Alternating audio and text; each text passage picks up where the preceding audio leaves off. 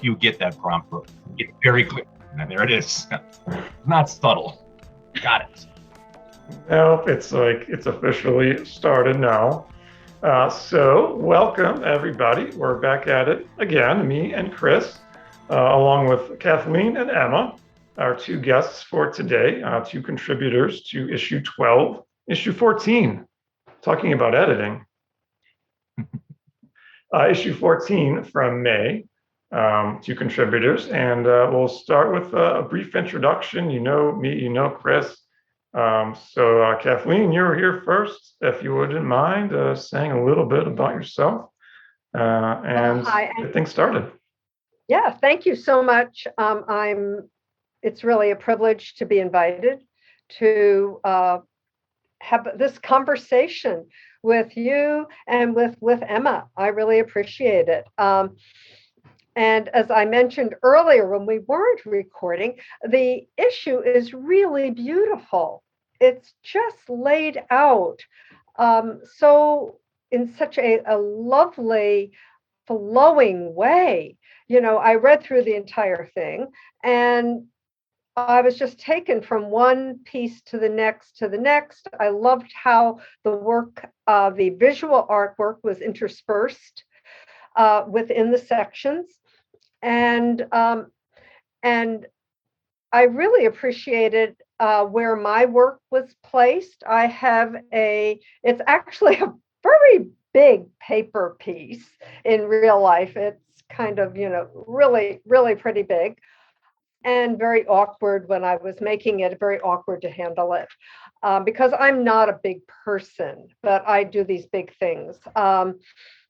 And that piece it's biodiversity refuge. And I'm a transplant from the East Coast to the West Coast. A really long time ago, actually, I've lived more than half my life out here in the West, but I'm originally from New Jersey. And when I first moved out to the Pacific Northwest, I just could not. And I was traveled. I mean, I've been to Europe, I've been here, I've been there, but I hadn't been west of Philadelphia. And it's like going to another country out here in the Pacific Northwest. The sky was like really big. And the mountains were, it was really a really different ball game than growing up in Elizabeth, New Jersey. I've done a lot of touring around the Pacific Northwest, and I love Eastern Oregon. And I had the opportunity twice to attend an incredible residency at the Playa Foundation out at Summer Lake, Oregon. It's in what's considered the Oregon Outback, the high desert area. I was there during like August. It was like late August, early September, the one time. And the lake, Summer Lake, was completely dried up. You could walk across the entire lake bed, about 5 miles, and all of those cracks, and it was just, the cracked, lake bed. It was really quite remarkable. And I had thought to myself, how amazing this is, just as a physical phenomena, that, the lake dries up completely and then it replenishes. And because that area is a major flyway for migratory birds. What an amazing thing this is, that it completely dries up and then it replenishes, and it does this cycle, right? Cycle of life. And then I came to find out that the reason that it dries up completely is because of all of the water that is used for agriculture in that area. And because it is in Lake County, Oregon, there are more cows than people. The agriculture that supplies that cattle industry is really big there. What I thought was a naturally occurring event was actually people made for hamburgers. And I did this piece, Refuge, as I juxtaposed patterns of taken from the wildlife refuge that are in the background of the piece. And then the cutouts are those negative spaces that are extracted from that natural landscape and represent that the pattern of the dried lake bed that is taking from that landscape.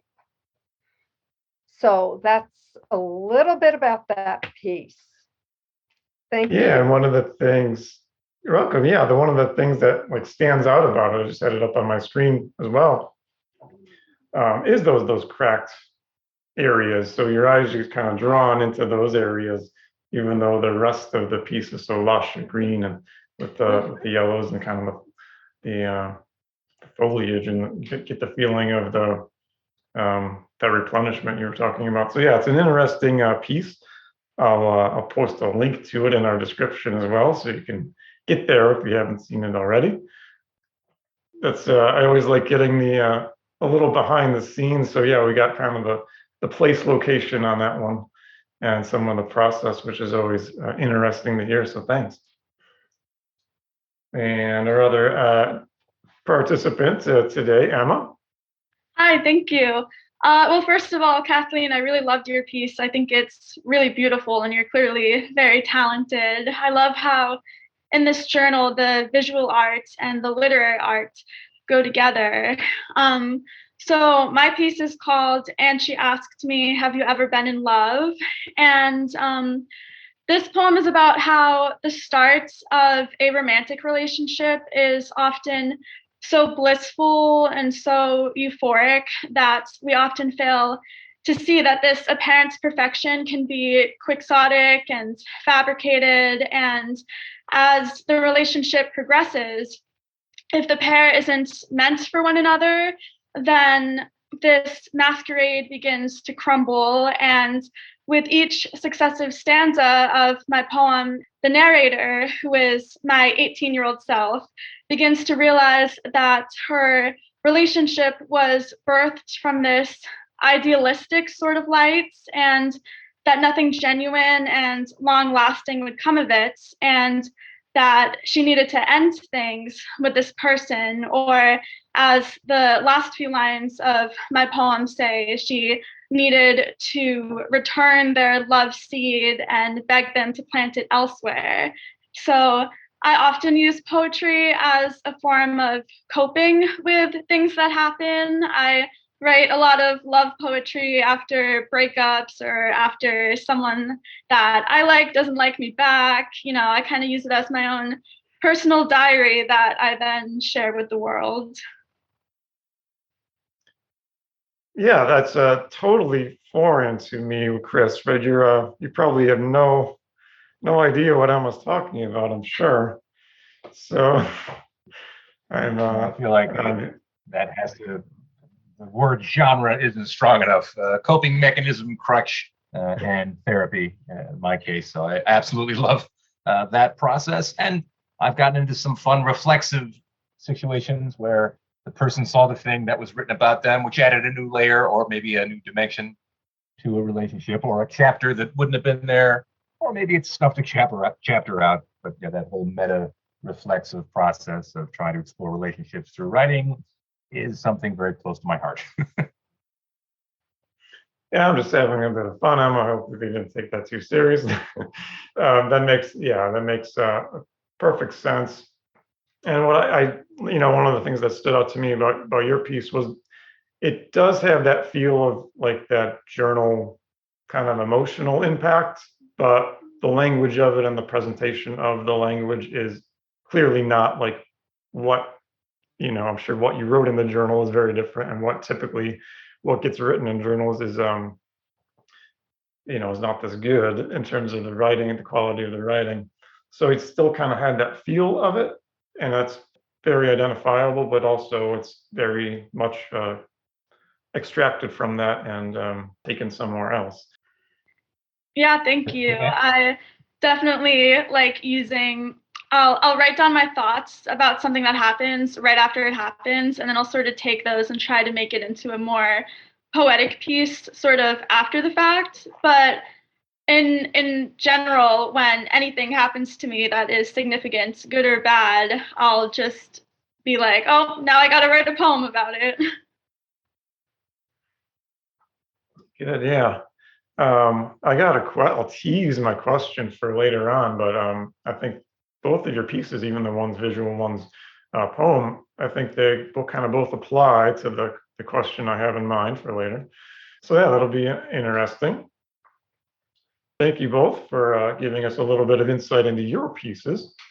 We selected, or you two selected, a piece that you'd like to talk about and connect with a little bit more. Let's do the short one first. Maybe that makes more sense. And the writer, Melissa Mulvihill, the title, A Mouthful of Storm. So if you wouldn't mind, you could share a little bit about why you picked it, what you got out of it, maybe even first reading, what drew you in. Yeah, so I really loved this piece, both the structure and the message. I love the format, how it's lyrical prose, and the first sentence is a simple sentence, and the majority of the middle is comprised of these complex sentences, and then at the very end it goes back to a simple sentence. So both in structure and the context and tones of the piece, there's this really pleasing symmetry about it. And I really like how the last few words are the title of the piece. I always love when literary works do that. I love seeing how titles are incorporated into the piece. And I love pieces like this that take something that is seemingly trivial and unassuming, like wind, and kind of zooms in and explores a deeper meaning, because obviously wind is something that we experience all the time. And for someone to take that and think this is more meaningful than what we see at the surface, and to write something like this, I think is really amazing. And back to the final line, which is, "This is everything I can say with a mouthful of storm." I like how it's such a short and seemingly simple piece that builds off brevity in both its structure and meaning, but then the last line reflects on how I see it, how the speaker has a finite quantity of their feelings that they can express in this piece due to the strength and nature of the feelings. I just really like how, like I said, this piece really builds off brevity, but it's very purposeful brevity.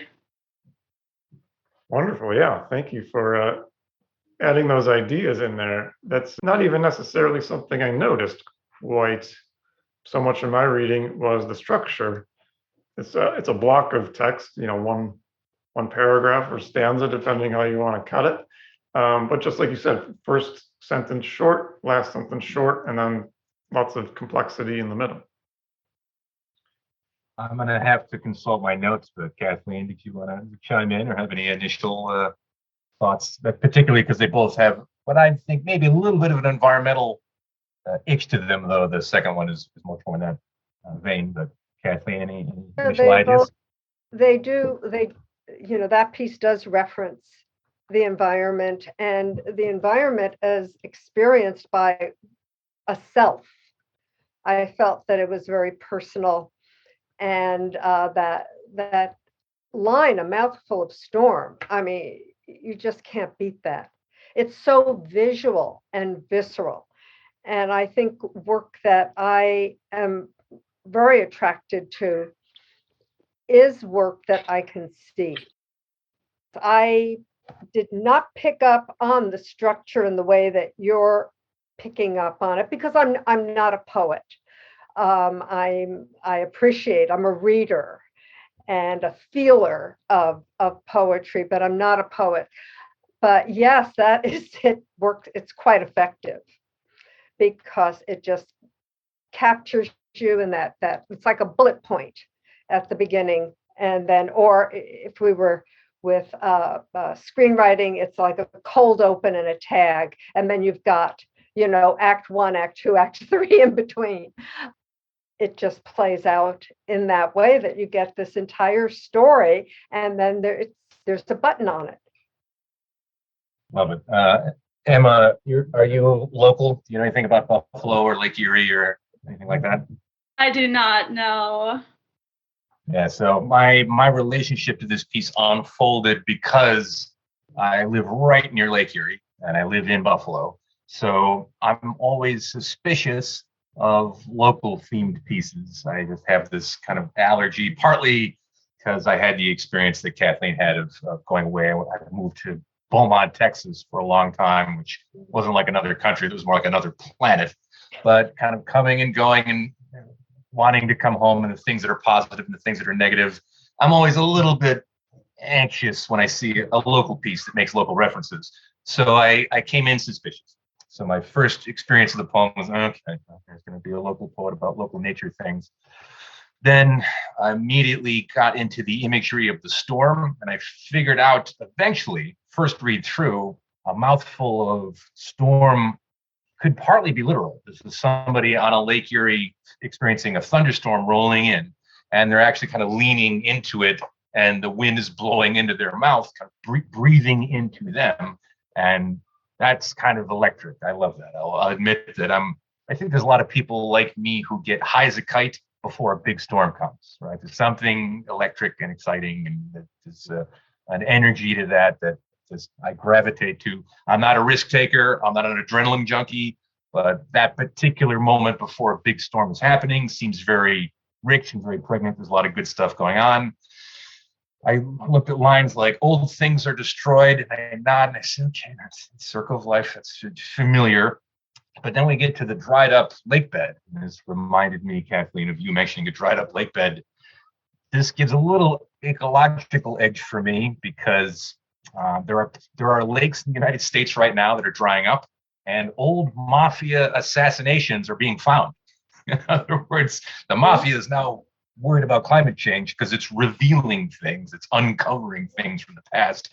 And I'm sure that wasn't necessarily directly intended, but dried up lake beds, water moving, it's a lot of stuff happening for me there. And then I said, okay, do I buy the mouthful of wind or the mouthful of storm? There's a movie called A Box of Moonlight. Is that a little forced? But the physicalization of it, like you're getting the wind hitting you in the mouth and kind of maybe forcing breath into you. Then there's an equation of wind or time. Like wind and time might be something that are forces that are kind of moving things forward, moving lakes, moving glaciers.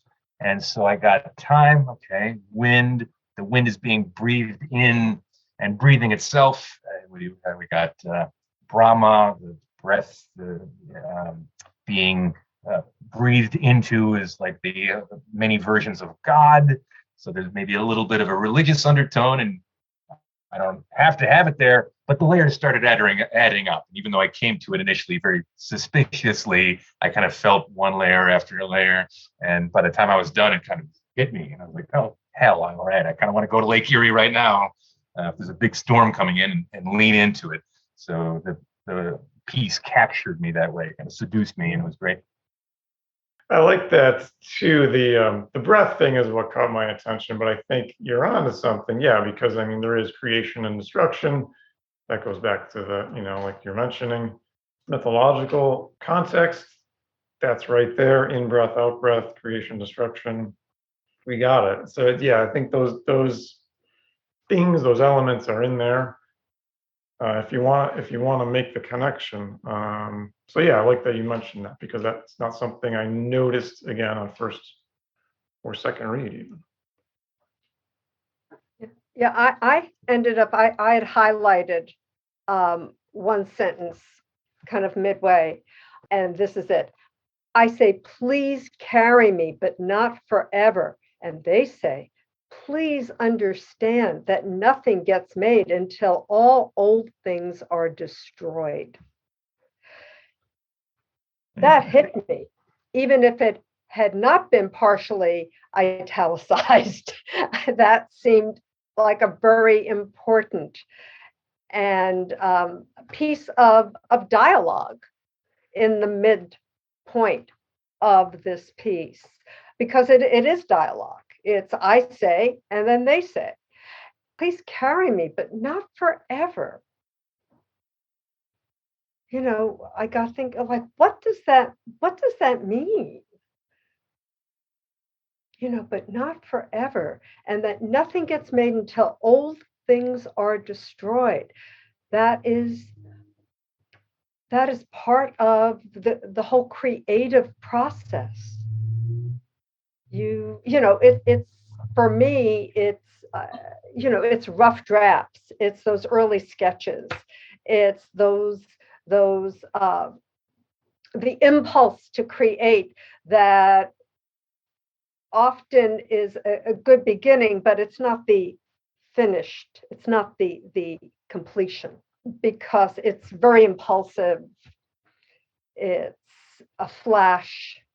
And for me, the important thing in my creative practice is to retain that inspiration, whatever you want to call it, but then bring my knowledge and my craft to the forming of something that then can communicate to others. And so that whole, you know, talking about nothing gets made until things are destroyed, spoke to me in terms of my creative life, but just life in general. And then there's the important word too in that section, the all old things. That just adds that kind of, there's a little more of a moment of pause, and you say, well, I don't want all old things destroyed. Mhm. The old things over there, let's fine, get rid of those old things, but I like some of them. But yeah, that's just the nature of that's why it does have that the depth of it, and that finality of it. Possibly some people might have that appeal, Chris, of a storm coming or watching it come down the lake, and the anticipation maybe, or something that's, you know, and the inspiration factor. And I think I'm out of my pay grade right now, but I think inspiration and aspiration and in spiritus sanctus all have some kind of Latin relationship. So the breath and inhaling or being breathed into kind of all, I hope, tie into each other in a way that I think thematically scans perfectly. Because you do feel inspired when a storm's coming, or I do. If they're not related, they should be. Yeah, I think the words forever and destroyed are really interesting here, and how they kind of go together. It has to be fleeting. I feel like a lot of good things in life have to be fleeting, and that's what makes them so good. Mm-hmm. Mm-hmm.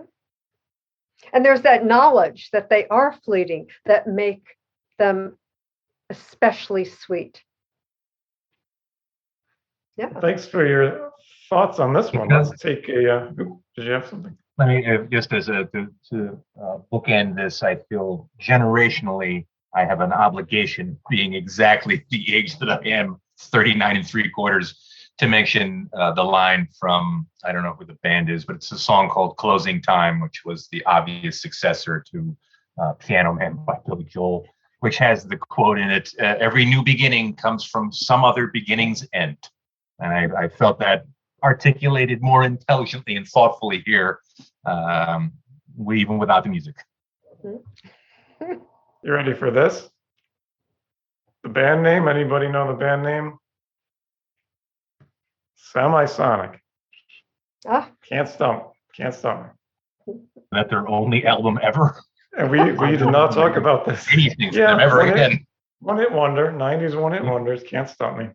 So yeah, that is a good way to bookend it, as you said. Yeah, let's move on to Kathleen's selection, the title Fortson, and the writer Dawn Erickson.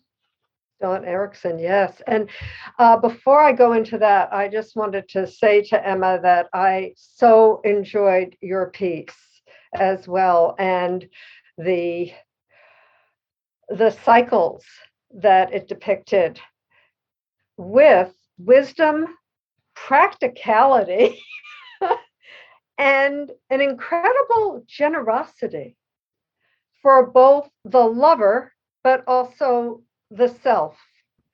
And I was struck by that. Just really just a beautiful piece. Thank you so much. That means a lot to me. You're welcome. You had me at practicality. That's, I think, one of the most underrated literary qualities to have. And this is coming from somebody who quotes Henry David Thoreau on the website. So take that with a grain of salt. It's great. I always love having kind of the contributors not only make their own selections, but then also kind of, speak about each other's pieces. It's always fun to have that dynamic. So thanks for adding that, Kathleen. You're welcome. And with Fortson, there was just so many beautiful pieces. I was making so many notes on my, legal pad about different works that struck me, and many of them did. And Fortson, however, I was just taken into that scene. It was like I was just physically transported. It takes place in the Pacific Northwest, so this is an area that I am familiar with. But it wasn't just the location or the scene.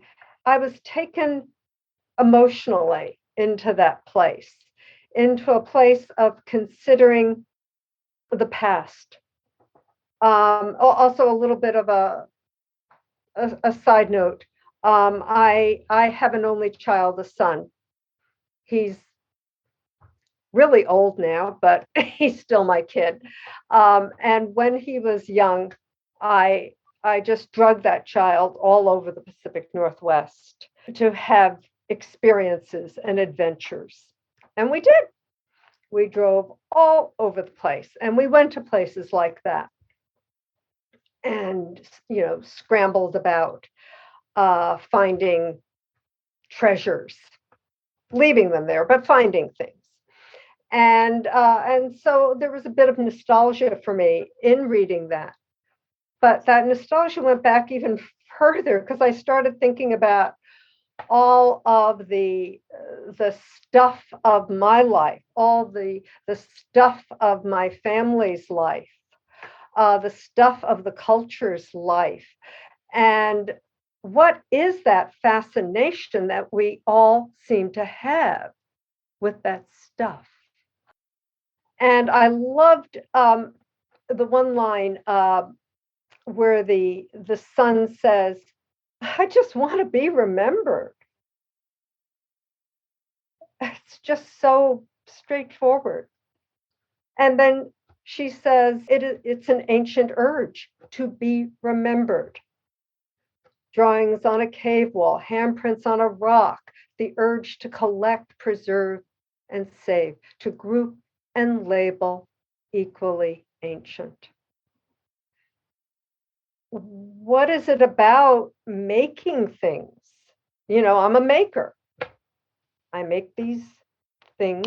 It's my expression and my response to a moment or a situation that I'm experiencing.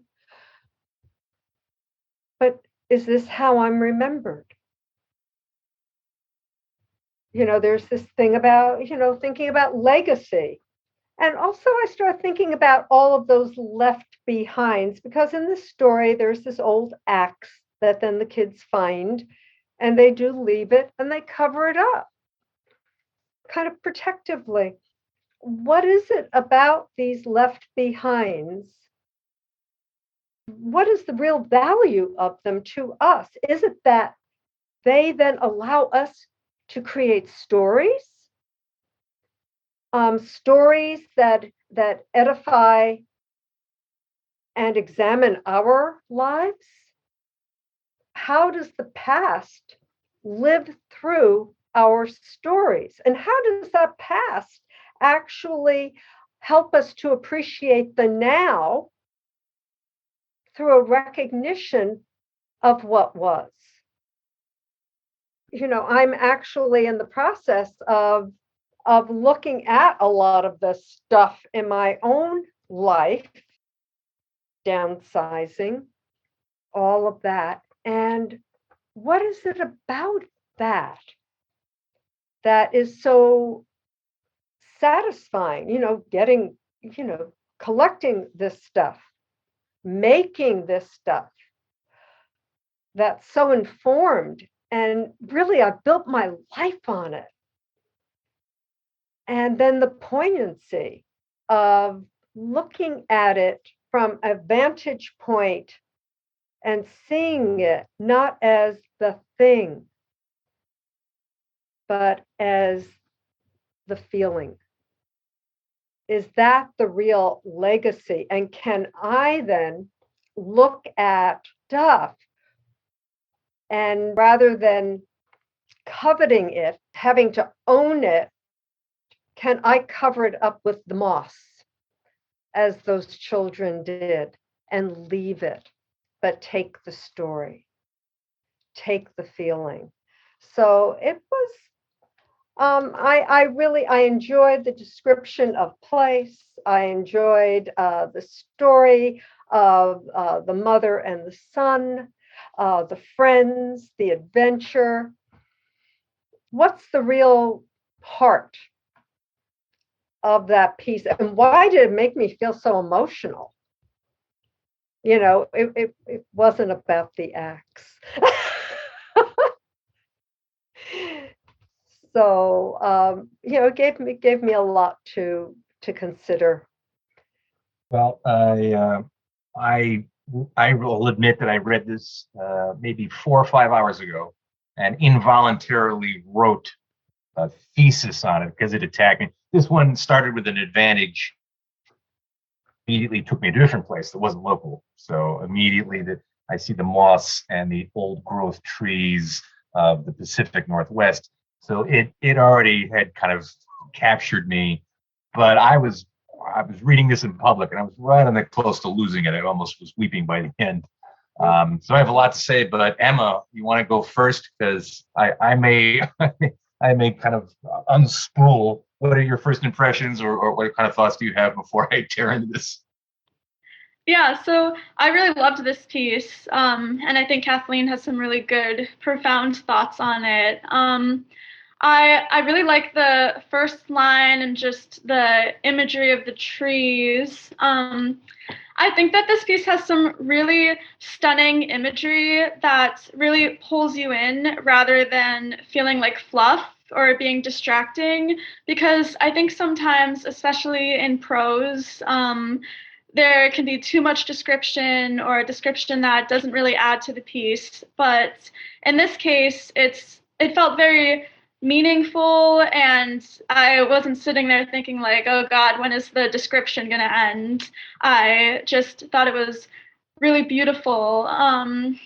There's a lot of short, simple sentences while providing the background and the imagery, and I really like that too. I'm an editor. My dad's an editor, so I tend to look at things through a very editor view. But I really like the structure of this and the symbolism of the longevity of the forest and the youth of the two boys. I think they're 8 years old. I thought that was really interesting, and how these young boys are talking about things like, I just want to be remembered, and asking all these questions about the various things in the woods.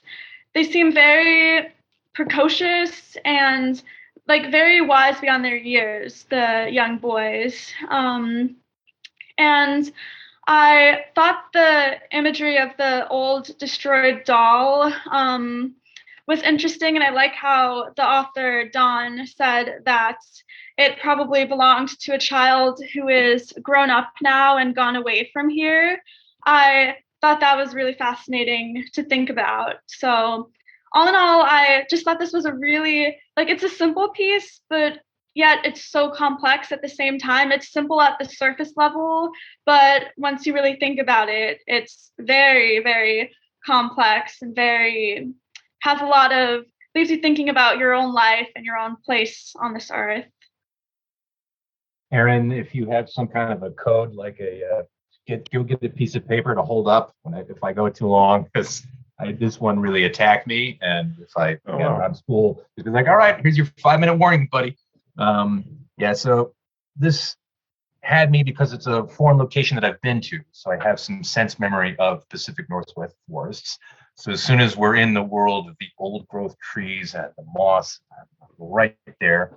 And so I was kind of relieved immediately starting, but then it's attacking me on multiple levels, because then there's this forensic understanding of trees and how trees work. And I think trees are pretty neat. It's not like a thing that I'm obsessed with, but hearing people talk passionately about different kinds of trees. For instance, there's the specific kind of birch that one person described as the birch trees that live fast and die young, because they only live from 75 to 100 years old. Those are the trees that just like burn out quick, man. Like that feels beautiful. I talk passionately about trees in particular. Nature, sure, maybe something about trees. I'm not sure what that's hitting, but it's attacking me somewhere beneath the logical brain. Then we get into the archaeological stuff. So right now, I'm in the process of finishing moving my dad out of his house because he can't do his own stairs anymore, and I moved him in with me. So I took on the responsibility of being the family archivist, right? My parents had a profound divorce, like an angry, terrible divorce, twice. And each time, both parents wanted to throw everything out, get rid of all the pictures, get rid of all the heirlooms, anything in a frame. And, brothers on this side, brothers on that side. I said, no, I feel like we should save this. Even if it's just for me, let me be the one who kind of sneaks in between the warring factions to save the family heirlooms and the little old record player and the little knickknacks, the German beer steins on both sides. And I was going to be the repository.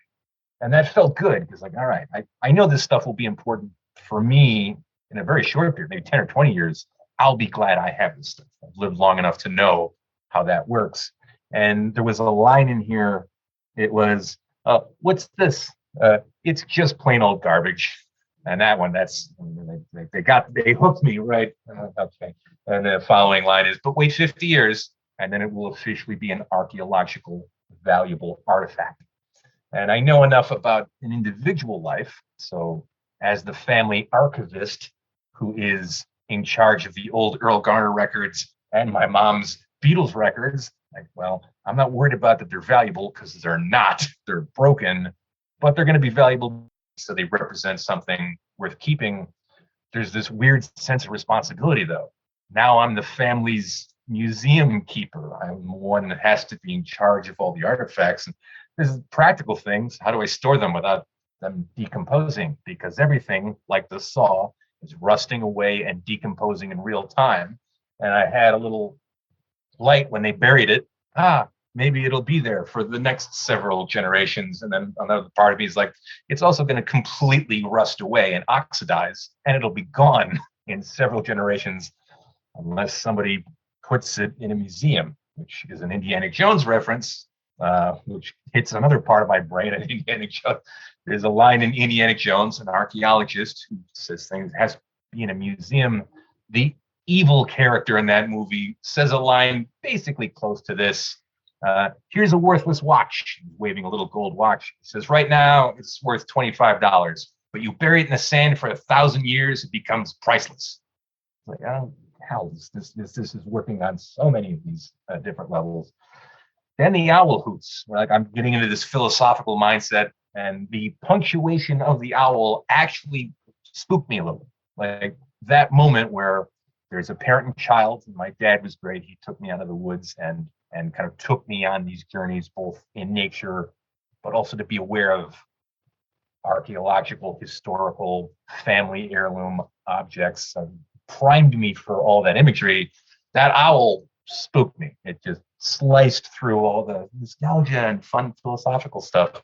And so when we get on the other side of the owl, everything has a little bit more weight. Everything's a little bit heavier. I'm thinking about grave diggers or grave robbers and people who pilfer from archaeological sites in ancient Egypt from thousands of years ago. And we've gone on this parent-child journey.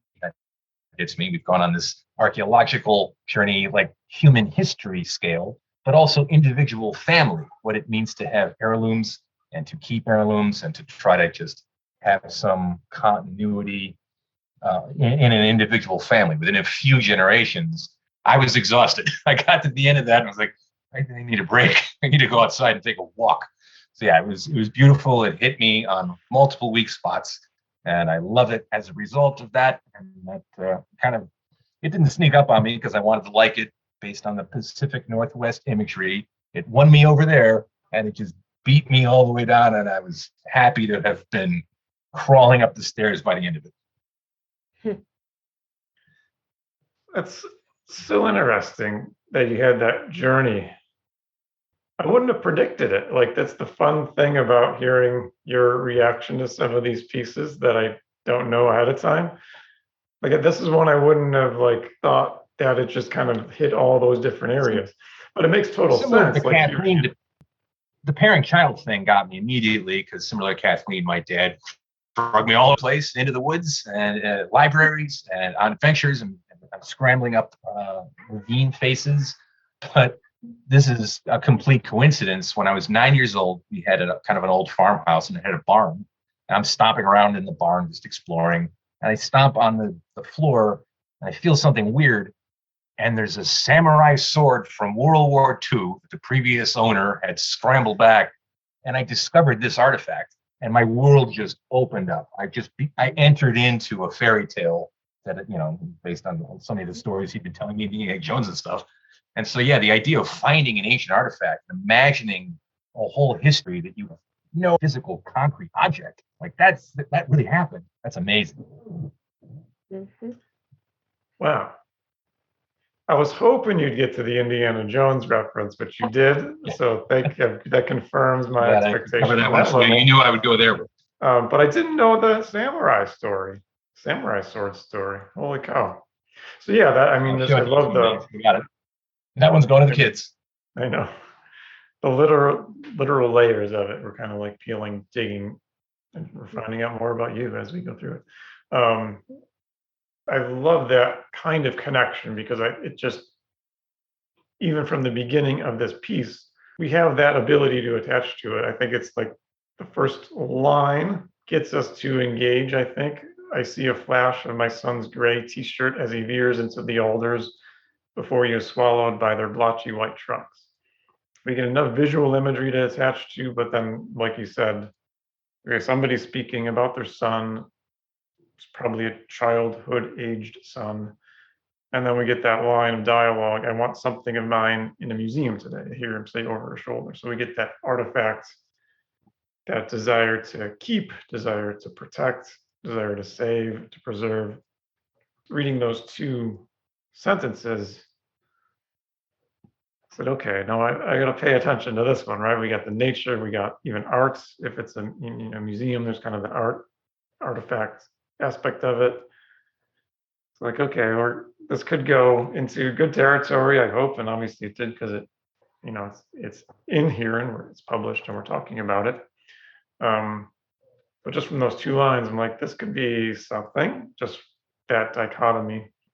But yeah, I'm glad you got all those kinds of references to it and then adding everybody's thoughts I just wanted to say that there were a number of pieces in the journal that filled me with emotion, and this one, it really did hit me, and I was crying. And there isn't anything particularly sad in it. I mean, nothing horrible or sad happens, really. No one gets injured, no one dies, no one, all of that. But it made me weep. And it also, I like the Indiana Jones reference as well, because this whole piece was like an archaeological dig. We start off at a top level and then we go deeper, deeper, deeper, and then we kind of come out of it a bit at the end. Those last lines, all our longing ancient as the river to be remembered, like water maybe, flowing over rock and sand, dawn until dusk and into the next day, always there and a part of the living. Like always there, but we're living and everything is so transitory, but there's also this constant as well. And the constant, I think, is because we're always being remembered, or those things are being remembered by the living. So it's always there, and it's contemporary, even though it's from the past, because of us and because of those who will come after us. To be remembered like water maybe flowing over rock and sand. Well, what water does, if it flows over rock and sand enough and for long enough, it reforms it, it shapes it. And then how we experience that erosion is part of our now. So I really kind of love how I went down and then I came back up in that piece. That's so cool. Yeah, it's so great to hear everybody's take on it. We're at about an hour, so if you don't mind, I'll do a false close. Don't disconnect yet, but I'll say thank you both for joining us. It was great talking to you. We'll continue the conversation in a moment, but for now, we'll say talk to you later.